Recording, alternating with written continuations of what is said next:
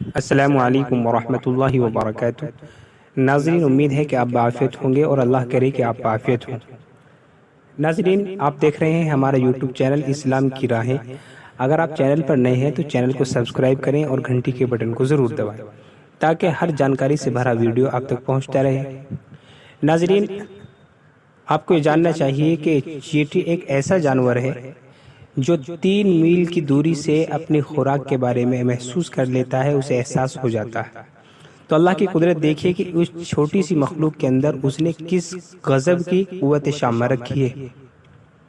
یہی وجہ ہے کہ اللہ تعالیٰ اس کی ایک عقل مندی کا ذکر قرآن کریم میں بھی کرتے ہیں۔ قرآن کریم میں ایک سورت پوری النمل کے نام سے اتاری جس کا ترجمہ ہوتا ہے چیونٹی کا۔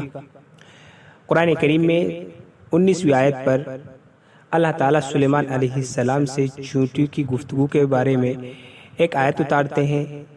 میں آج آپ کے سامنے ان آیات کو رکھوں گا اور ان کا ترجمہ رکھوں گا، آپ بغور سنیں۔ چلو میں شروع کرتا ہوں۔ اعوذ باللہ من الشیطان الرجیم، بسم اللہ الرحمن الرحیم۔ وحشر لسلیمان جنوده من الجن والانس والطیر فهم یوزعون حتى إذا أتوا على واد النمل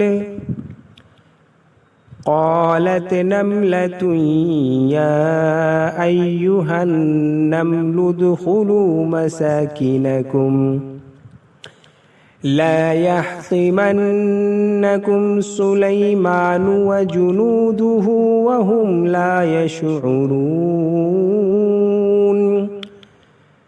فتبسم ضاحكا من قولها وقال رب أوزعني أن أشكر نعمتك التي أنعمت علي وعلى والدي وأن أعمل صالحا ترضاه وأدخلني برحمتك في عبادك الصالحين۔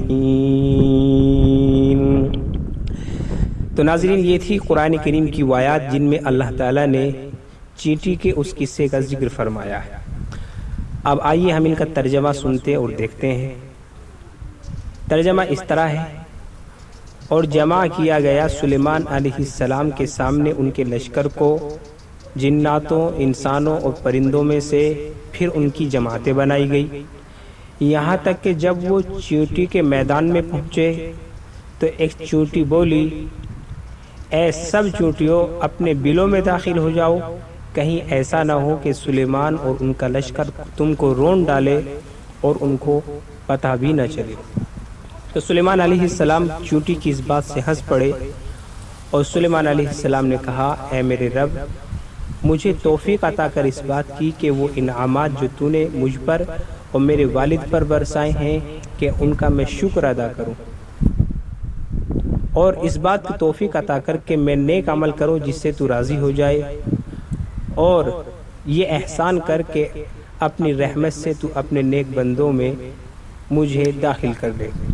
تو یہ ان کا ترجمہ ہے آیت کا۔ تو آپ سمجھیے کہ اللہ تعالیٰ نے کس طرح اس چیونٹی کے قصے کو قرآن میں ذکر فرمایا اور اس کی دانائی اور عقل مندی اور ہوشیاری کو اللہ تعالیٰ نے لوگوں کے سامنے رکھا ہے۔ فقط و سلام، بتائیے کہ آپ کو ہماری کاوش کیسی لگی۔